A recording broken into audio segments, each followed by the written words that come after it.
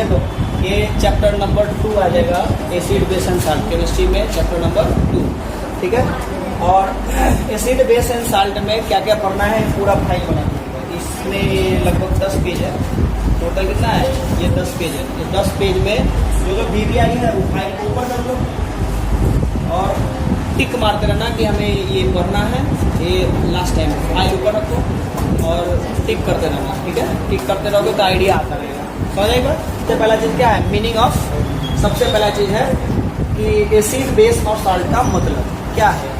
देखो एसिड का मतलब होता है अम्ल, बेस का मतलब होता है भस्म या क्षार, और भस्म और क्षार अलग अलग शब्द है, बताता हूँ आगे क्या है। और तीसरा शब्द है साल्ट, साल्ट का मतलब होता है लवण, साल्ट मतलब लवण। तो सबसे पहले समझते हैं अम्ल, है ना। Acid are substance that taste sour and are corrosive in nature, मतलब अम्ल ऐसे पदार्थ है जिनका स्वाद खट्टा होता है और प्रकृति में संक्षारक होते हैं। स्वाद में कैसा होगा, खट्टा, और प्रकृति में संक्षारक मतलब जिसके ऊपर गिराओ वो चीज़ खराब कर देगा। जैसे अगर लोहे के ऊपर एसिड छिड़को तो लोहा को संक्षारित कर देगा, यानी लोहा की परत नुचाने लगेगा, लोहा की परत झरने लगेगा, है ना। कपड़े पे डालो तो कपड़ा फटने लगेगा, कोई भी चीज़ पे डालो तो वो झड़ जाएगा, वो धीरे धीरे वो क्या हो जाएगा, उसकी परतें फुल मैंने नुचा जाएगी, उसकी जो लेयर है खराब होने लगेगी, इसलिए कहते हैं इसे संक्षारक। क्या होता है, संक्षारक। Acid are substance that dissolve in water to give H+1 ions. इसका एक और डेफिनेशन हो गया कि एसिड यानी अम्ल ऐसे पदार्थ हैं जो जल में घुलकर H+ आयन देते हैं। क्या देते हैं, जल में घुलकर H+ आयन। बात समझ आई।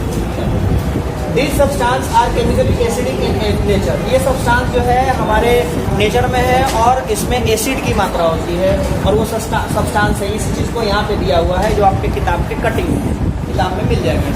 ऐसा कहाँ है, विनेगर, विनेगर का मतलब होता है सिरका, जो अचार बनाने में काम आता है, तो उसमें होता है एसिटिक एसिड, सिरका में एसिटिक एसिड, याद रखना, सिरका में एसिटिक एसिड। ऑरेंज यानी कि संतरा, उसमें होता है सिट्रिक एसिड। इसी के साथ साथ लेमन में भी सिट्रिक एसिड होता है, यानी कि संतरा हो नींबू हो, संतरा हो नींबू हो, कौन सा एसिड होगा, सिट्रिक एसिड। कौन सा होगा, सिट्रिक एसिड, सिट्रिक एसिड, संतरा नींबू सिट्रिक एसिड, संतरा नींबू सिट्रिक एसिड। विनेगर यानी कि सिरका में एसिटिक, सिरका में एसिटिक, सिरका में एसिटिक, और संतरा और नींबू में सिट्रिक, संतरा नींबू सिट्रिक, संतरा नींबू सिट्रिक, संतरा नींबू सिट्रिक, और सिरका में एसिटिक। उसके बाद टैमरिंड के अंदर होता है टार्ट्रिक एसिड, यानी इमली में टार्ट्रिक एसिड, इमली टार्ट्रिक, इमली टार्ट्रिक, इमली टार्ट्रिक, याद रहेगा, इमली टार्ट्रिक। और इसके बाद है टोमेटो, टमाटर में होता है ऑक्जेलिक एसिड, टमाटर ऑक्जेलिक एसिड, टमाटर ऑक्जेलिक एसिड। इसके बाद खट्टा दूध हो, या दूध अगर खट्टा हो गया हो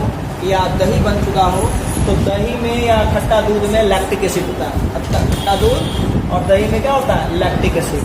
क्या होता है, लैक्टिक एसिड। इसके बाद लेमन, लेमन का मतलब क्या होता है, नींबू, है ना, ये तो पढ़ चुके हैं, सिट्रिक एसिड होता है। एंट स्टिंग और नेटल स्टिंग, एंट का मतलब चींटी और नेटल का मतलब पौधा है।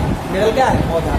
नेटल एक प्लांट है जो तुम्हारे बुक में दिया भी हुआ है, ये यहाँ पे देख लो, ये ऐसा इसका चित्र होगा, किताब में देख के दिया ऐसा, ये नेटल प्लांट है। ये क्या है, नेटल प्लांट। इसे बिच्छू बूटी भी कहते हैं। क्या कहते हैं, बिच्छू बूटी। यानी ये ऐसा है कि अगर शरीर में, हाथ पे, शरीर में किसी अंग में लग जाए तो जैसे डंक मारता है ना बिच्छू, वो ऐसा डंक जैसा फील कराएगा, है ना। तो इसके अंदर क्या है ऐसा कि डंक जैसा फील कराता है, तो फॉर्मिक एसिड। क्या होता है, फॉर्मिक एसिड, फॉर्मिक एसिड होता है इसके अंदर। कौन सा एसिड होता है, फॉर्मिक एसिड। समझ आई बात। फॉर्मिक अम्ल पाया जाता है चींटी के अंदर, कौन सा अम्ल पाया जाता है, फॉर्मिक अम्ल। और ये इस पौधे के अंदर भी कौन सा अम्ल होता है, याद रहेगा, है ना, इसके अंदर। समझना है बात, यही चीज़ हम पढ़ रहे थे यहाँ पे, क्या पढ़ रहे थे।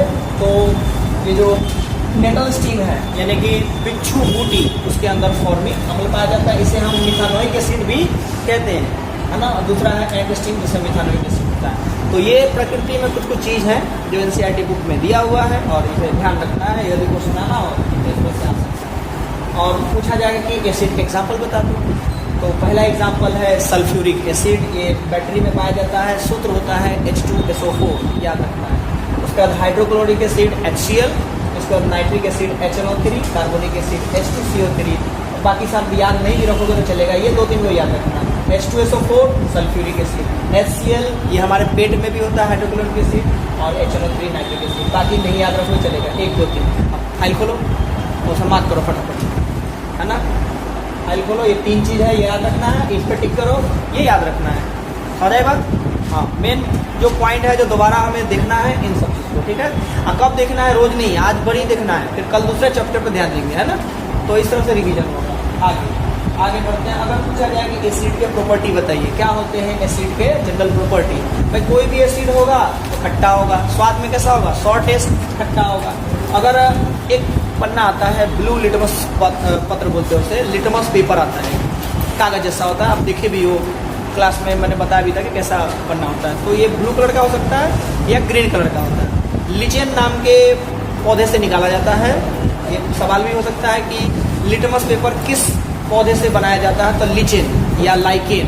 किस पौधे से? लिचेन या लाइकेन। अगर याद रखना है तो लिटमस के आगे तीर खींच दे और खींच के लिख दो लिचेन या लाइकेन, तो तुम्हें रिकॉल होता रहेगा। आई बात समझ में? क्या फाइल का है तुम्हारा? मार्क करते रहो ना, तुम पढ़ते रहो। हाँ, मार्क कर दिए? हाँ, मार्क कर दो और ये लिटमस के आगे लगा दो, है ना, लिचेन, वो उस प्लांट से प्राप्त होता है, ठीक है। तो पहला चीज क्या हो गया? खट्टा होता है ये स्वाद में। दूसरा क्या होता है? लिटमस पेपर जो होता है, अगर ब्लू कलर का है और अगर एसिड में डुबाएंगे तो ब्लू कलर कन्वर्ट हो जाएगा किसमें? रेड में। क्या कन्वर्ट हो जाएगा? रेड में कन्वर्ट हो जाएगा। तीसरा गुण है, अगर एसिड है तो सॉल्यूशन फॉर्म में है तो इलेक्ट्रिसिटी को कंडक्ट करेगा, यानी कि किसी एसिड में वायर डालेंगे, अगर इलेक्ट्रिसिटी से कनेक्टेड वायर, तो उसमें करंट पास होगा। तो ये तीसरा है, यानी कि विद्युत का चालन करता है अम्ल, तो बिल्कुल करता है। चौथा है कि H+ आयन रिलीज करता है जल में घुलकर, यानी अगर एसिड को पानी में डालेंगे तो एक गैस निकलेगा जिसे कहते हैं H+ आयन। उसके बाद इसका pH वैल्यू 7 से कम होता है। कोई भी एसिड का pH वैल्यू क्या होता है? 7 से कम। सोरेनसन नाम के साइंटिस्ट ने pH के बारे में बताया था, जिसे हम पावर ऑफ हाइड्रोजन या हाइड्रोजन पोटेंज कहते हैं, और ये pH वैल्यू 1 से लेकर 14 तक के अंकों का होता है, कि 2 से लेकर 7 तक ये एसिड नेचर का हुआ, और 7 जो है न्यूट्रल हुआ, और 7 से लेकर 14 बेसिक नेचर का, यानी कि 0, 1, 2, 3, 4, 5, 6 एसिड, 7 न्यूट्रल, और 8, 9, 10, 11, 12, 13, 14 बेस, यानी कि क्षार। समझ में आ गया, है ना। ये खट्टा चीज को बताएगा और ये कड़वा चीज को बताएगा। ये उल्टा है, ये सीधा है। कैसे? अगर आप किसी का pH वैल्यू 1 बताओगे तो एसिड है, और 2 बताओगे तब भी एसिड है, 3 बताओगे तब भी एसिड है। इन तीनों में सबसे ज्यादा स्ट्रॉन्ग यानी प्रबल होगा 1 वाला। लगता है कि 1 छोटा होगा 2 बड़ा होगा, लेकिन नहीं, एसिड वाले में 2 छोटा होता है और 1 बड़ा होता है। यानी कि एसिड जिसका pH वैल्यू 1 हो तो स्ट्रॉन्ग होता है। एसिड कैसा होगा? स्ट्रॉन्ग, ज्यादा खट्टा, अत्यधिक खट्टा, है ना, जो शरीर चेहरे पे छिड़क दे तो चेहरा जला दे, 1 pH का। अगर 2 है तो थोड़ा कम स्ट्रॉन्ग होगा, यानी थोड़ा सा कमजोर होने लगेगा। 3 पे और कमजोर, 4 वाला एसिड और कमजोर, 5 वाला एसिड और कमजोर, 6 वाला एसिड काफी कमजोर, 6.5 तक दूध हो जाता है। 6.5 तक क्या होता है? दूध का pH वैल्यू हो जाता है। मिट्टी का जो pH वैल्यू 6, 6.5 के आसपास होता है। समझ एक बात? ये pH वैल्यू खट्टा वाला बात है। 7 से ऊपर जाएंगे शुगर वाला। हम लोग जो पानी पीते हैं वो pH वैल्यू लगभग 7 के आसपास होता है। हम लोग का जो खून होता है उसका pH वैल्यू 7.4 के आसपास होता है। तो pH के बारे में किसने बताया? सोरेनसन। किसने बताया? सोरेनसन। किसने बताया था? सोरेनसन। pH वैल्यू के बारे में किसने बताया? सोरेनसन। तो ये समझ में आ गया, कोई भी एसिड का pH वैल्यू कितना से कम होता है? 7 से कम होता है। ये अम्ल के गुण है। अब यहीं से समझ लोगे क्षार का गुण इसका उल्टा हो जाएगा, ठीक ना। तो आगे हम समझाएंगे तो समझ में आ जाएगा। एक चीज और किताब में कट किया है जिसमें बहुत जरूरी है कि शुक्र ग्रह होता है। देखो 8 ग्रह है हमारे सौर परिवार में। सबसे पहले अगर हम देखें तो पहला ग्रह है सूर्य के ठीक पहले बुध है, बुध के बाद शुक्र है, और शुक्र के बाद पृथ्वी है ना। तीसरे स्थान पे अपना धरती है। तो बुध और शुक्र दूसरा नंबर ग्रह, सूर्य से दूरी के मुकाबले में दूसरा नंबर ग्रह है शुक्र। शुक्र ग्रह के बारे में साइंटिस्ट का ये कहना है कि शुक्र ग्रह का वायुमंडल सल्फ्यूरिक एसिड के मोटे और सफेद पीले बादलों से बना हुआ है, यानी कि शुक्र ग्रह। और इसके चारों तरफ क्या है? Sulphuric acid. कौन सा एसिड? सल्फ्यूरिक, वही एसिड जो बैटरी में डालते हैं। सल्फ्यूरिक एसिड, समझ में आ रहा है? सल्फ्यूरिक एसिड का बादल है कहाँ पे? शुक्र ग्रह के चारों तरफ। हम ये भी जानते हैं कि कार्बन डाइऑक्साइड गैस का अंबार लगा हुआ है कहाँ पे? शुक्र ग्रह पे, है ना, जिसकी वजह से वो हॉट बॉल है या प्रेशर कुकर कहते हैं शुक्र ग्रह को, गर्म ग्रह है, ठीक ना। सबसे ज़्यादा गर्म ग्रह है कहाँ का? सौर परिवार का शुक्र ग्रह। समझ में आए बात? तो उस पर कौन सा ये सवाल आ जाएगा कि शुक्र ग्रह का वायुमंडल किस एसिड का? सल्फ्यूरिक एसिड के पीले, है ना, सफेद बादलों से बना हुआ है। आई बात समझ में? यहाँ तक कोई दिक्कत? ठीक है। ये शौचालय में कौन सा एसिड का उपयोग किया जाता है? तो म्यूरिएटिक एसिड होता है, ये एक तरह का हाइड्रोक्लोरिक एसिड भी है शौचालय सफाई करने में। समझना के बाद अब बात करते हैं बेस का। क्या होता है बेस? भाई एसिड खट्टा होता है तो बेस कड़वा होता है। यानी बेस यानी क्षार वे पदार्थ है जो जलीय घोल में छूने से फिसलन भरा, यानी कि छुएंगे तो वो फिसलने वाला होगा, यानी चिकना चिकना होगा, और स्वाद में कैसा होगा? कड़वा होगा। यानी जलीय घोल में फिसलनदार, जलीय घोल में फिसलनदार, और स्वाद में कैसा होगा? कड़वा। जैसे साबुन सरफ है ना, पानी में घुलते हैं तो कैसा हो जाता है? हाथ फिसलता है, और स्वाद उसका अगर गलती से मुंह में पानी चला गया साबुन वाला, कैसा लगता है? कसाइन करवा, तो करवा। इसे क्या कहते हैं? बेस। बेस यानी क्षार। ठीक है। अगर ये जल में घुलेगा, ये तो मतलब जो साबुन वगैरह होता है वो बड़ा ही कमजोर क्षार होता है, लेकिन अगर स्ट्रॉन्ग क्षार अगर जल में घुलता है तो वो क्या देता है? OH minus ion. ध्यान दो, उधर एसिड में जल में घुलकर H प्लस आयन, और बेस जल में घुलकर OH माइनस आयन देते हैं। आगे बात समझ में? एक बात और आएगा कि भस्म भी सुने हैं और क्षार भी सुने हैं। क्या है ये मामला भस्म और क्षार का? समझे बात? देखो, भस्म जो होता है ना, बेस को ही इंग्लिश में माने क्षार को ही, और भस्म को ही अंग्रेजी में बेस ही बोलते हैं। दोनों को क्या बोलते हैं? बेस। दोनों क्या है? बेस। लेकिन बेस जो है, बेस का असली नाम क्या है? भस्म। असली नाम क्या है बेस का? भस्म। बेस को हम भस्म बोलते हैं अंग्रेजी में। और क्षार का असली नाम क्या है? क्षार का असली नाम क्या है? अल्कली। क्षार का असली नाम क्या है? अल्कली। तो बेस का असल मतलब, देखो बेस को तो हम जनरली बोल देते हैं कि क्षार है, ठीक है, लेकिन वो कौन सा क्षार है? तो वो ऐसा बेस है ना जो जल में घुले, है ना, वो ऐसा बेस जो जल में घुल जाता है, और घुल कर क्या बनाता है? घुल कर क्या बनाता है? क्षार बनाता है। यानी अगर कोई बेस है, क्या है? बेस। अगर कोई बेस है ना, base is a substance which may और may not dissolve in water. भस्म एक पदार्थ है जो जल में घुल भी सकता है और नहीं भी। एक तो है कि घुल गया, और एक नहीं भी घुल सकता है। तो जो जल में घुल गया तो क्या हो जाएगा? क्षार। और जो जल में नहीं घुला वो क्या कहलाएगा? भस्म। भस्म ही रह जाएगा। जल में घुल गया तो वो भस्म क्या बन जाएगा? क्षार। और नहीं घुला भस्म ही रह जाएगा। समझना के बाद हाँ, तो दिक्कत हमारे नेचर में कहाँ कहाँ बेस है? तो हमारे नेचर में सोडियम हाइड्रोक्साइड एक बेस है। सोडियम हाइड्रोक्साइड एक बेस है।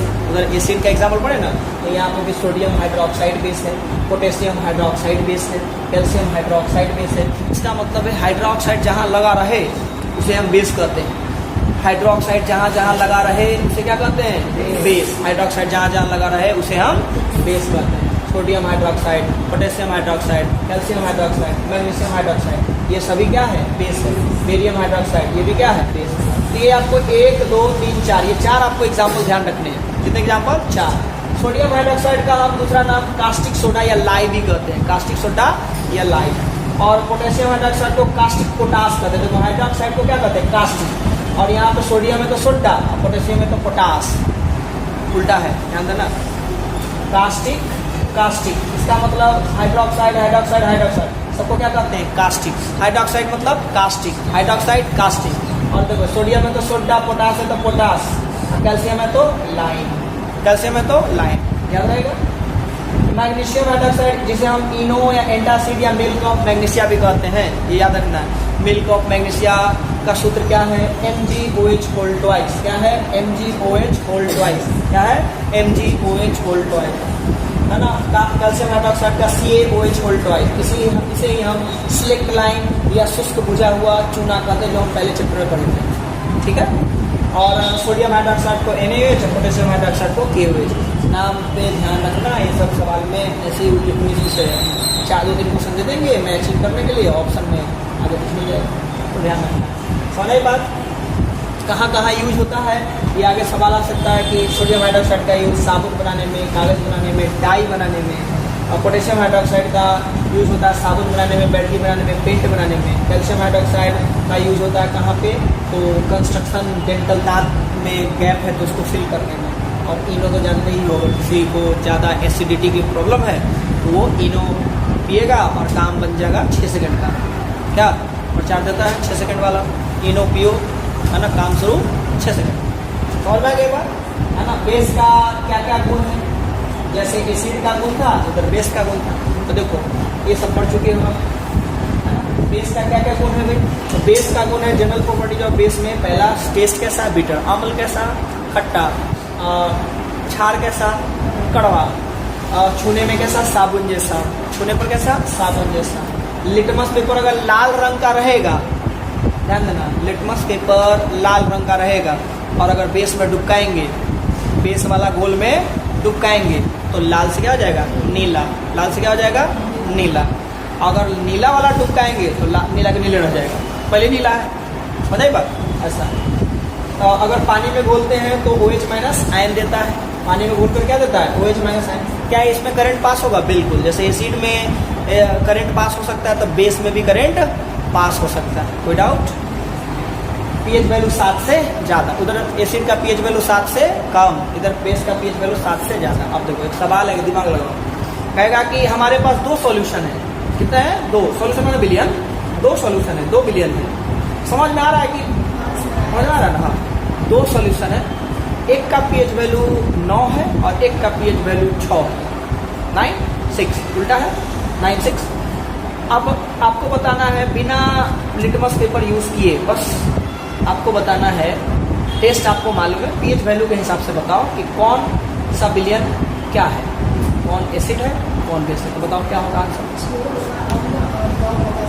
6 वाला अम्ल और 9 वाला क्षार। ये टेक्निकल सवाल हो गया, मतलब आप जो पढ़े हो इसमें कहीं नहीं लिखा है ऐसा सवाल, लेकिन दिमाग लगाओगे, सही से पढ़े तो रिवाइज में आपको पता चल जाएगा। अच्छा ऐसे क्वेश्चन आएगा तो हम बना देंगे, ठीक है। तो समझ में आ गया यहाँ तक। तो हमने एसिड कंप्लीट कर दिया, बेस कंप्लीट कर दिया। अब हम पढ़ते हैं साल्ट के बारे में, यानी कि लवण के बारे में। साल्ट क्या है भाई? जैसे वो दोनों सब्सटेंस थे, ये भी सब्सटेंस है। Salt is a mineral compound, नमक एक खनिज यौगिक है। बेसिकली नमक पहले के टाइम में जमीन से खुद के निकाला जाता था, पत्थर को, मैंने रॉक साल्ट जिसे हम कहते हैं, वो निकाला जाता था। तो ये खनिज हो गया, क्या है, खनिज यौगिक है। बाकी अब और भी तरीके हैं नमक बनाने के, जैसे समुद्र के पानी से वाष्पीकरण क्रिया करके क्या बनाते हैं, नमक। समुद्र के पानी से नमक बनाने की विधि वाष्पीकरण विधि है और उसी से हम क्या प्राप्त करते हैं, नमक। जनरली वही नमक को फैक्ट्री में रिफाइन करके उसमें आयोडीन का सॉल्यूशन डाल के फिर मार्केट में भेजा जाता है, टाटा साल्ट और वगैरह वगैरह, और वो नमक हम लोग खाते हैं। तो जनरली हमें कैसा नमक खाना चाहिए, आयोडाइज्ड साल्ट खाना चाहिए, थोड़ी थोड़ी आयोडीन की मात्रा शरीर में रहना चाहिए, ठीक है, ताकि शरीर का गला जो है उसमें घेगा या गलगट जैसे रोग ना हो, शरीर का इन सब चीज़ से बचे, है कि नहीं। आगे ज़्यादा नमक भी ठीक नहीं है, ज़्यादा नमक बीपी को हाई कर सकता है, इसलिए नमक की मात्रा थोड़ी बहुत शरीर में होना चाहिए, है ना, शरीर के लिए ठीक है।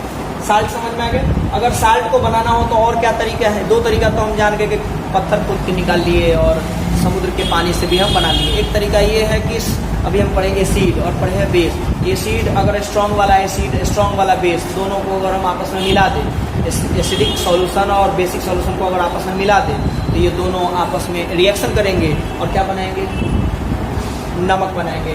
NaOH sodium hydroxide strong base है, क्या है, स्ट्रॉन्ग बेस है। स्ट्रॉन्ग बेस मतलब प्रबल क्षार, एकदम ताकतवर। और HCl स्ट्रॉन्ग एसिड है। HCl क्या है, स्ट्रॉन्ग एसिड।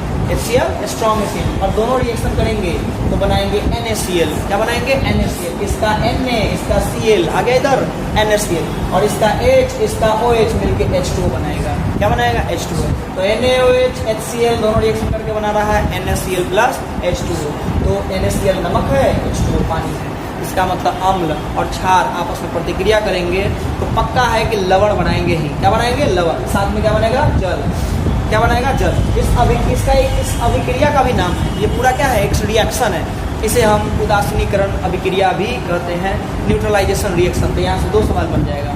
एक तो बोला जाएगा कि नमक बनाने, अम्ल और क्षार से नमक बनाने की विधि बताइए कैसे बनेगा, तो भाई रिएक्शन करा के बनाएंगे। और दूसरा सवाल ये हो सकता है कि उदासीनीकरण अभिक्रिया क्या है, तो क्या बोलेंगे कि अम्ल और क्षार आपस में अभिक्रिया करते हैं तो नमक और जल बनाते हैं, और इस घटना को हम उदासीनीकरण अभिक्रिया कहते हैं। तो दिक्कत टाइप्स ऑफ, है ना, सॉल्ट तो जानेंगे। रॉक साल्ट होता है पत्थर का, काला काला नमक एक होता है रॉक साल्ट, जो सेंधा नमक जिसे कहते हैं, पर्व त्योहार में माताएं जो है यूज़ करती हैं, है ना। दूसरा ब्लैक साल्ट, काला काला नमक होता है, जो टेबल साल्ट भी छिट छिट के हम लोग खाते रहते हैं, क्या, सलाद में और बाकी चीज़ों में। सी साल्ट जो होता है वो तो घर पे ही आता है, सब्जी बनाने के लिए ही होता है। एसिड एंड बेस रिएक्शन से अम्ल बनाया जा सकता है। तो ये 4 तरीके हैं अम्ल बनाने के।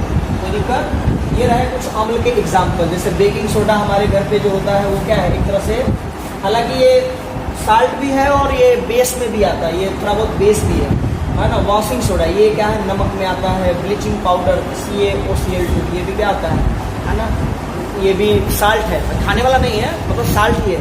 प्लास्टर ऑफ पेरिस को हम साल्ट कहते हैं, जिप्सम को भी हम क्या बोलते हैं, साल्ट कहते हैं।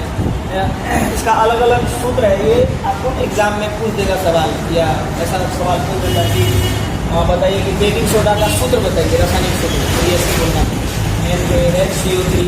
बेकिंग सोडा जो खाने में यूज़ करते हैं, पूरी जो फूल जाए, पकौड़ा जो फूले, वो किसके वजह से फूले, बेकिंग सोडा। वॉशिंग सोडा एक ऐसा केमिकल है जिसको पानी में डालते हैं तो पानी की कठोरता समाप्त होती है। जल होता है ना, जल, कठोर जल, मृदु जल, जो हम यूज़ करते हैं, पानी जो घर पे यूज़ करते हैं जिसमें नमक की मात्रा नहीं रहती है, वो हो गया मृदु जल। और जो नमकीन पानी है, कठोर जल है ना, उस कठोर जल में अगर कठोर जल की कठोरता को समाप्त करना है तो हम उसमें क्या मिलाते हैं, वॉशिंग सोडा है ना, कपड़े धुलाई करते हैं। ब्लीचिंग पाउडर क्या होता है, जल सफाई करने वाला एक पाउडर होता है जिसे हम विरंजक चूर्ण कहते हैं। इसका सूत्र होता है CaOCl2। ये सवाल आ चुका है। Plaster of Paris CaSO4 ½ plaster of Paris वही किसी की हड्डियाँ टूट गई तो प्लास्टर करने में उपयोग होता है। इसका सूत्र क्या होता है, CaSO4 ½ प्लास्टर ऑफ पेरिस ½ और जिप्सम में यही सूत्र हो जाएगा, यहाँ पे 2:2। आई बात समझ में? तो यहाँ से सवाल बन सकते हैं। तो अब मान करो फटाफट क्या क्या करोगे, आइए बोलो फटाफट, है ना, बात कर लो। ये तो जान गए, टिक कर लो इसको, इसमें ध्यान देना है, आगे इस पर नहीं भी आ सकता है ना, ये टिक कर लो। इसके बाद बेस ये वाला, ये 1 2 3 1 2 3 इसको टिक कर लो फटाफट, 1 2 3। नींद आ रही क्या, आप ही ले रहे हो तो क्या ना। और इसके बाद ना जनरल प्रॉपर्टी पर टिक मारो, जनरल प्रॉपर्टी पे, ठीक है। जनरल प्रॉपर्टी है, साल्ट में यहीं तक गोला कर दो ये पूरा, उसका लॉक्साल फंक्शन ये सब आने का चांस कम है। यहाँ से ये बन सकता है, तो इस पर ध्यान रखना है, ठीक है। यहाँ तक मामला ठीक समझ में आ रहा है, आ रहा है कि ऊपर जा रहा है? हाँ ठीक है। अभी घर पे बैठते तो शायद पढ़ते कि नहीं पढ़ते, यहाँ पे थोड़ा सा पढ़ रहे हैं, आगे आते हैं। Making of caustic soda from sodium chloride, ऐसा चित्र आपकी किताब में दिया गया, ऐसा देखिए है ना, ऐसे ये making of caustic soda. Caustic soda का मतलब जानिए, कास्टिक मतलब हाइड्रोक्साइड और सोडा मतलब सोडियम। इसे क्या कहते हैं, सोडियम हाइड्रोक्साइड। क्या बोलेंगे, सोडियम हाइड्रोक्साइड या कास्टिक सोडा होता है। क्या होता है, कास्टिक सोडा होता है। When electricity is passed through an aqueous solution of sodium chloride, it decomposes to form sodium hydroxide। जब बिजली को सोडियम क्लोराइड के जलीय घोल से प्रवाहित किया जाता है तो विघटित होकर सोडियम हाइड्रोक्साइड बनता है। क्या करेंगे, एक बड़ा सा टब ले लेंगे, ऐसा क्या ले लेंगे, एक ऐसा टब लेंगे, क्या ले लेंगे, टब। ध्यान, ये क्या है, टब है, एक बड़ा सा टब ले लिया टब, और उस टब में नमक और पानी मिलाओ और उछल दो इसको, नमक पानी को इसमें डाल दो। और डाल देने के बाद ये जो सॉल्यूशन बना है इसमें डाला है, इसे कहते हैं ब्राइन। क्या बोलते हैं, ब्राइन सॉल्यूशन। एक किताब में लिखा भी होगा ब्राइन, ये देखिए क्या लिखा है, ब्राइन। ब्राइन बोलते हैं, क्या बोलते हैं, ब्राइन। डाल दिया गया इसके अंदर और 2 कार्बन की छड़ डाल दी गई। कौन सी छड़, कार्बन की। भाई कार्बन की छड़ मतलब ग्रेफाइट की छड़, कार्बन की छड़ मतलब ग्रेफाइट। और सबको पता है ग्रेफाइट में करंट पास होता है, ग्रेफाइट विद्युत का चालन करता है। तो बस इसमें लगा दो और इसमें एक तार बांध दो, इसमें भी एक तार बांध दो और बाहर की ओर निकाल दो। किसी बैटरी से तो काम नहीं करेगा, ये करंट फेज से लेना पड़ेगा, तो उस फेज से करंट ले लेंगे। अगर करंट का प्लस टर्मिनल इससे जुड़ा हो तो इसे हम एनोड कहते हैं, और करंट जहाँ से आ रहा है वहाँ का माइनस वाला इस टर्मिनल से जुड़ा हो तो इसे हम कैथोड कहते हैं। क्या कहते हैं, कैथोड। एनोड मतलब प्लस, कैथोड मतलब माइनस। करंट जब पास होगा, करंट क्या होगा, पास, तो इसमें का सारा नमक और पानी जो मिक्स है उसमें का सारा वो विघटन होना चालू हो जाएगा। क्या होगा, विघटन होना चालू, यानी सोडियम क्लोराइड जो पानी में घुला हुआ है उसमें से क्लोरीन गैस निकलना चालू हो जाएगा। क्या निकलना चालू होगा, क्लोरीन गैस। और जो पानी है उसमें का हाइड्रोजन गैस निकलना चालू हो जाएगा, ऑक्सीजन गैस निकलना चालू हो जाएगा, सारे अलग अलग होना चालू हो जाएगा। देख रहे हो, क्लोरीन गैस, सोडियम हाइड्रोजन अलग निकलेगा और OH माइनस, ये सारे अलग अलग होंगे। बीच में एक मेम्ब्रेन बन जाएगा, यानी सेपरेशन मेम्ब्रेन। बीच में क्या बन रहा है? सेपरेशन दिख रहा है कि नहीं? बीच में एक सेपरेशन मेम्ब्रेन बन रहा है। क्या बन रहा है? Separation membrane. अब ध्यान से देखो, ये जितना माइनस है, Cl क्लोरीन गैस माइनस है, OH माइनस गैस है, ये सब किधर की तरफ आ जाएंगे? माइनस है तो एनोड की तरफ आ जाएंगे। किधर आ जाएंगे? माइनस है तो एनोड की तरफ। और जो Na प्लस है, H प्लस है, ये हाइड्रोजन गैस है। क्या है? Hydrogen gas. और Na सोडियम, सोडियम है, सोडियम गैस नहीं, सोडियम धातु है। ये दोनों प्लस है, तो किधर की तरफ जाएंगे? कैथोड की तरफ। किधर की तरफ जाएंगे? कैथोड की तरफ। कैथोड की तरफ चले जाएंगे। अब ध्यान दो, इस प्रकार जितना क्लोरीन गैस है ये निकल जाएगा, क्लोरीन गैस निकल जाएगा। इसको सिलेंडर में पैक कर लो, ऐसे नहीं पैक कर लो, व्यवस्था होगा, व्यवस्थित तरीके से पैक कर लो। घर में थोड़ी कराही में कर सकते एक्सपेरिमेंट, ये लैब का है या व्यवस्थित चीज़ का है, वहाँ पे हो। और इधर जो हाइड्रोजन गैस निकलेगा वो निकल जाएगा, वो फ्यूल में और बाकी चीज़ों में यूज हो जाएगा। हाइड्रोजन गैस का बहुत जगह यूज होता है, ठीक है। तो हाइड्रोजन गैस इधर से निकल गया और क्लोरीन गैस इधर से निकल गया, समझ में आ गया। अब हुआ क्या? अब बचा क्या? तो फाइनली जो अब इसके अंदर जो कचरा या जो सब्सटेंस बचेंगे वो सब्सटेंस निकलेगा NaOH, सोडियम हाइड्रोक्साइड बचेगा। क्या निकलेगा? सोडियम हाइड्रोक्साइड, ठीक है। और यही सोडियम हाइड्रोक्साइड जिसे हम कास्टिक सोडा कहते हैं। अगर आपसे पूछा जाए कि कास्टिक सोडा कैसे बनाओगे, तो नमक को पानी में घोर देंगे, मिला देंगे और फिर उसमें करंट पास कर देंगे और कुछ देर के बाद बन जाएगा। सीधा सीधा तो मामला यही है ना, बन जाएगा। यानी क्या घर में जो हमारा नमक को बना लेगा? बिल्कुल बना लेगा। क्या बना लेगा? Sodium hydroxide. क्या बना लेगा? Sodium hydroxide, caustic soda. तो ये क्या है एक्सपेरिमेंट? तो ये इसे कहते हैं क्लोर अल्कली प्रोसेस। क्या कहते हैं? क्लोर अल्कली प्रोसेस। हिंदी में बोलते हैं क्लोर क्षार प्रतिक्रिया। क्या कहते हैं? क्लोर क्षार प्रतिक्रिया। ध्यान दें, सोडियम हाइड्रोक्साइड बनाने की विधि का नाम क्या है? क्लोर क्षार प्रतिक्रिया। क्या है? क्लोर क्षार प्रतिक्रिया, क्लोर अल्कली प्रोसेस। क्लोर मतलब क्लोर, क्लोरीन, और क्षार मतलब अल्कली, प्रोसेस मतलब प्रक्रिया। बात समझ में आई? ये चित्र जो है क्लोर क्षार प्रतिक्रिया का चित्र है। क्या है? इसे क्या बोलते हैं? क्लोर क्षार प्रतिक्रिया। कोई दिक्कत? चलो आगे बढ़ते हैं। ये सारा चीज डिटेल लिखा हुआ है, VVI है तो स्टार मार्क मार दो, VVI है, ठीक ना। कौन सा प्रतिक्रिया करते हैं, क्लोर क्यों बोलते हैं, सब कुछ लिखा हुआ है, जो भी बताया सब है। एनोड पे कौन जाएगा, कैथोड पे कौन जाएगा, लिखा हुआ है। हो सकता है कि ये डब्बा दे दिया आपको फोटो और नीचे क्वेश्चन दे दे 3-4, जानकारी रहेगा तब ना टिक मारोगे, फोटो को समझ रहोगे तब ना, समझ आई बात। तो इसको डिवाइस समझिए, ठीक है। यहाँ तक कोई दिक्कत नहीं ना।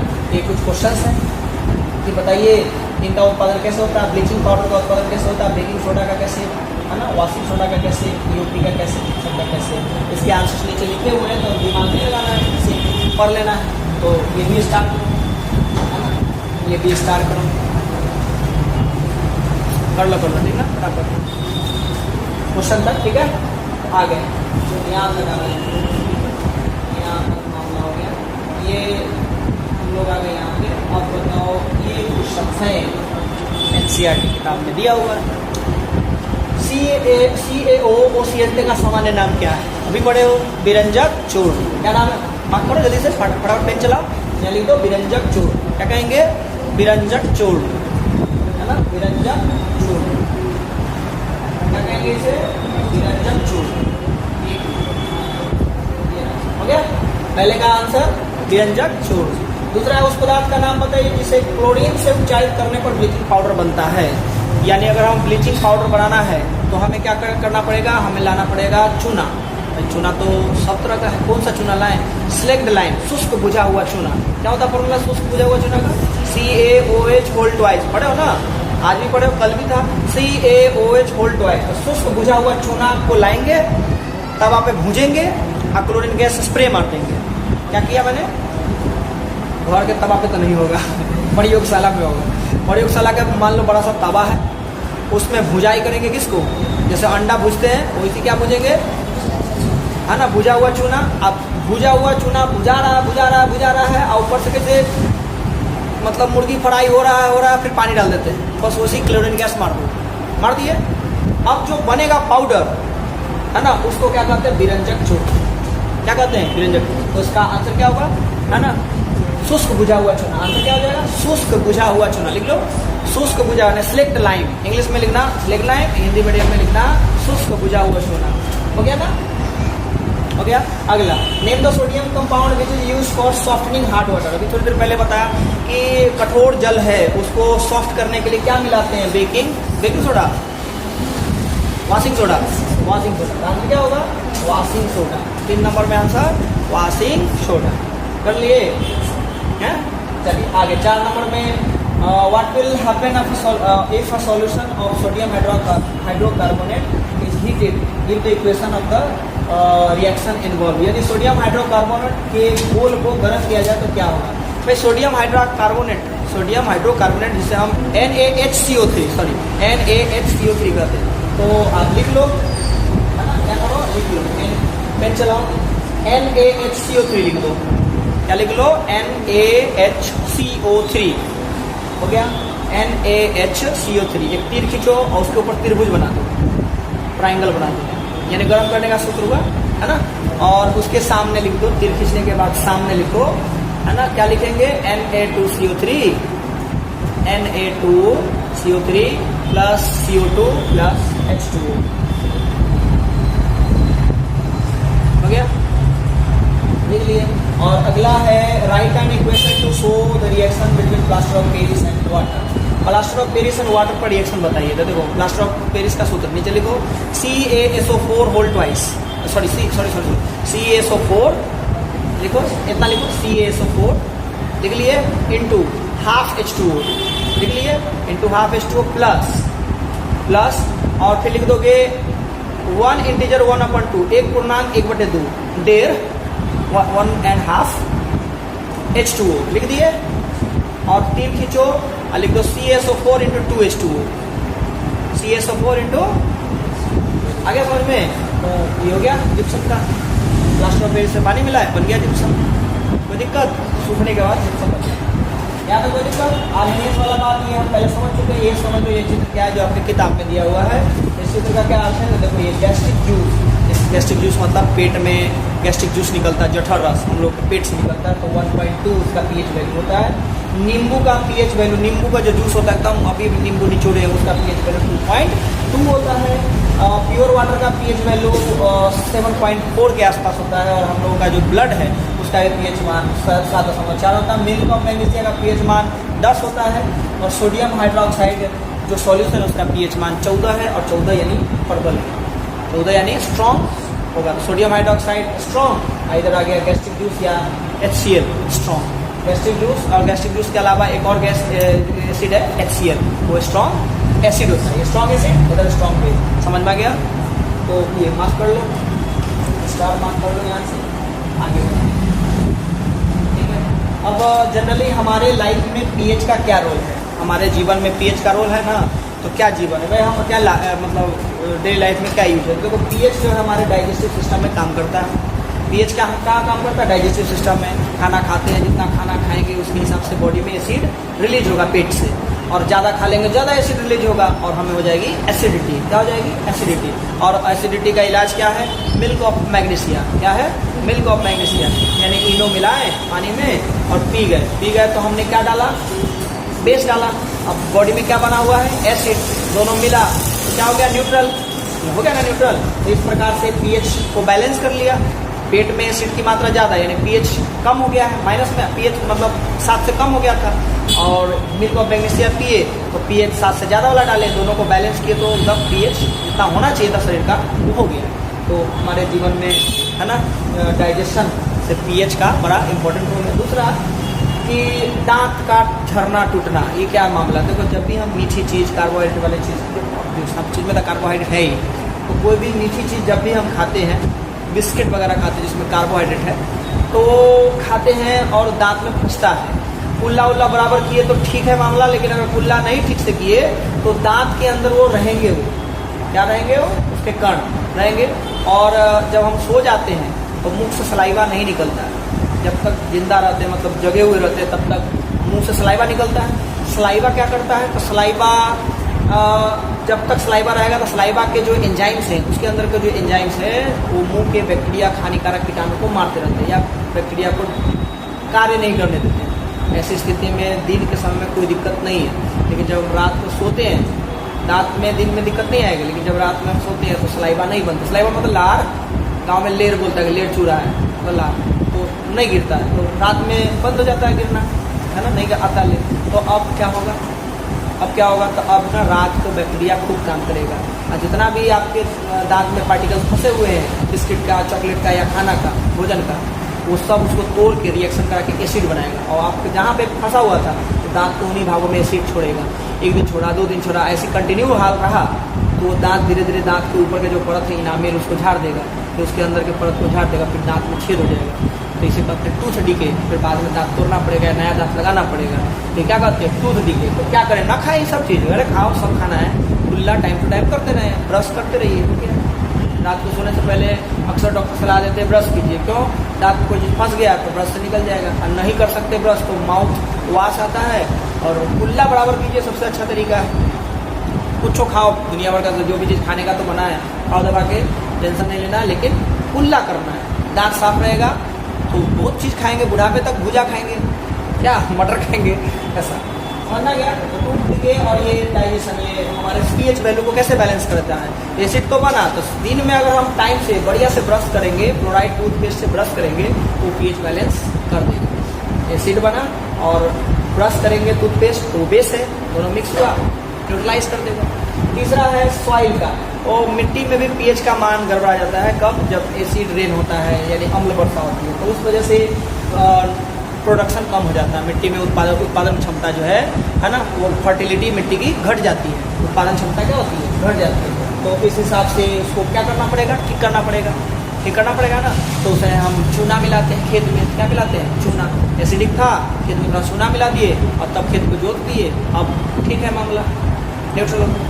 ये है बेसिक, ये डेटा सिस्टम के बारे में हम शुरू में पढ़ा दिए थे, क्या आगे बढ़ते हैं, है ना। डंक, बिच्छू, बूटी, पौधा करते हैं, डंक मारते हैं। इसके बाद है pH का जो इंडिकेटर, pH नहीं सॉरी, इंडिकेटर, सूचक क्या है, संकेतक क्या है।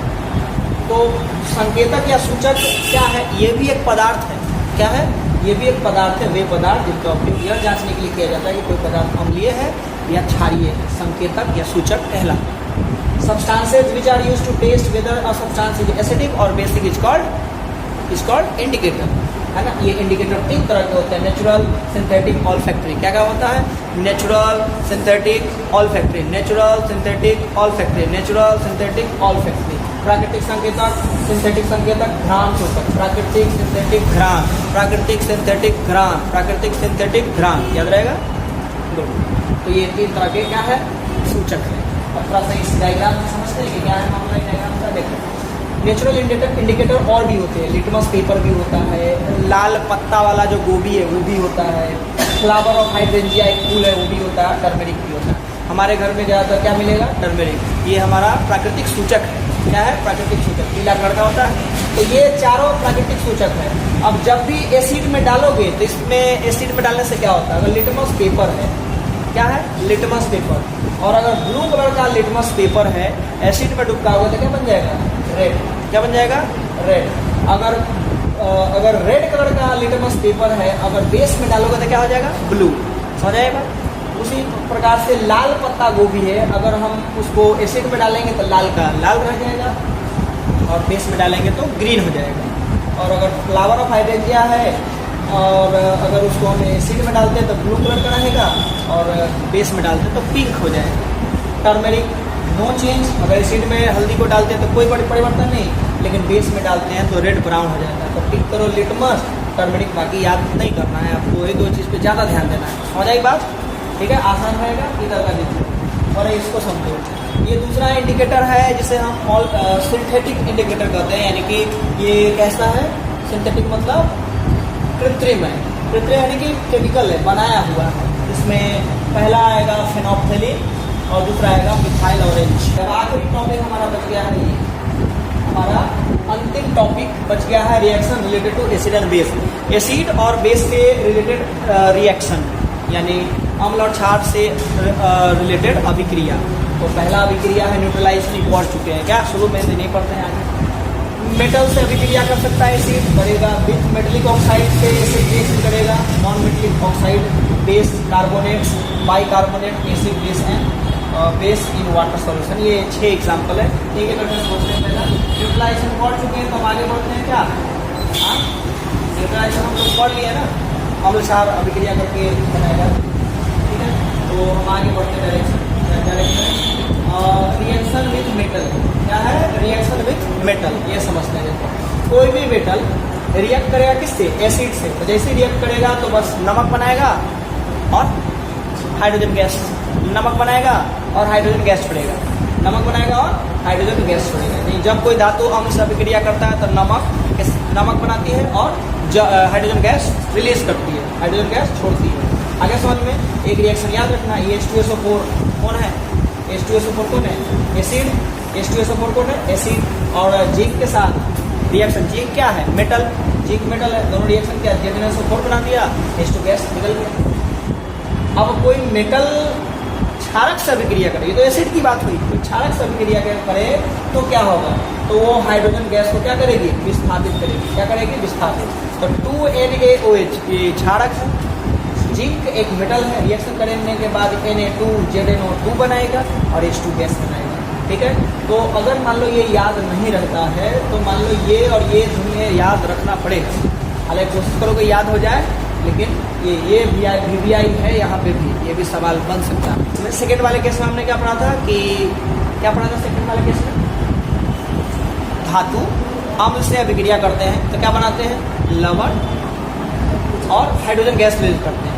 यहाँ पे अगर धातु के ऑक्साइड अम्ल से अभिक्रिया करेंगे तो लवण तो बनाएंगे ही, साथ में जल बनाते हैं। यहाँ पे ओ छूटा हुआ क्या बनाते हैं, जल।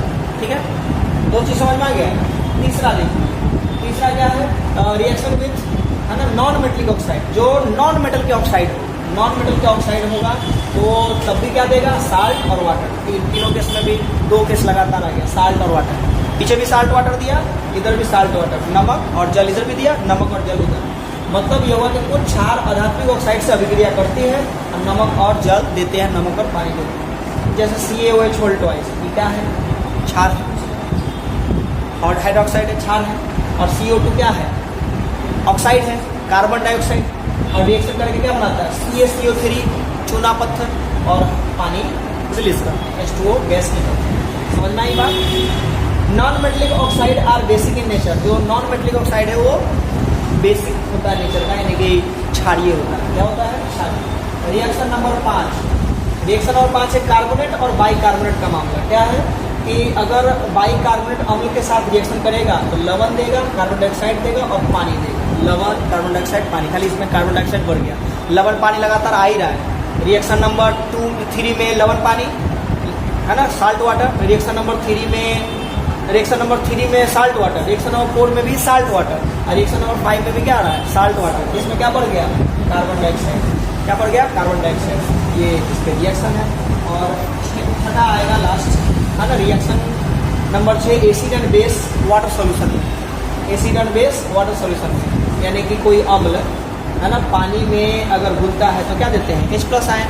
और अगर कोई क्षार पानी में घुलते हैं तो OH- आयन, यानी उधर जो पीछे गुण पड़े हो वही चीज़ यहाँ रिपीट होगा।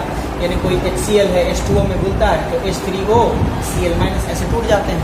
तो H+ आयन और OH- आयन, यहाँ पे KOH OH- आयन हो गया, है ना, NaOH Na+ OH- आयन। तो ये H+ आयन, इधर OH-, यहाँ पे H+ आयन हो गया, इधर OH- आयन।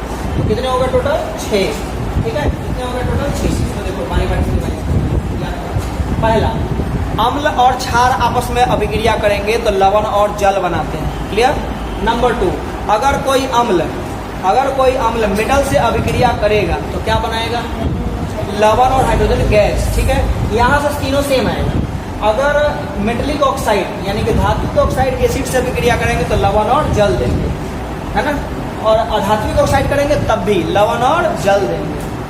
कार्बोनेट और बाइकार्बोनेट के मामले में भी क्या होता है, लवण, जल और कार्बन डाइऑक्साइड गैस देंगे, लवण, जल और कार्बन डाइऑक्साइड गैस देंगे। ठीक है। और एसिड बेस के मामले में H+ आयन, एसिड वाले में पानी में घुलकर एसिड H+ आयन और बेस OH- आयन। पेन निकालो, यहाँ से मार्क करो, यहाँ पे, है ना, लवण और जल। फिर खींचो फटाफट सामने, वहीं पे पन्ना, उस पन्ना में ना जहाँ ब्लैंक होगा ना वहाँ पे लिख लो।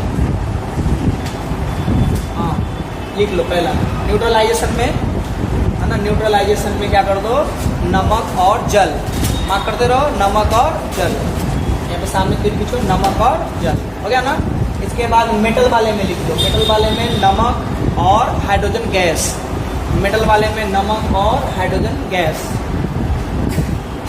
नमक और हाइड्रोजन गैस, हो गया। इसके बाद मेटलिक ऑक्साइड और एसिड वाले में नमक और जल, नमक और जल।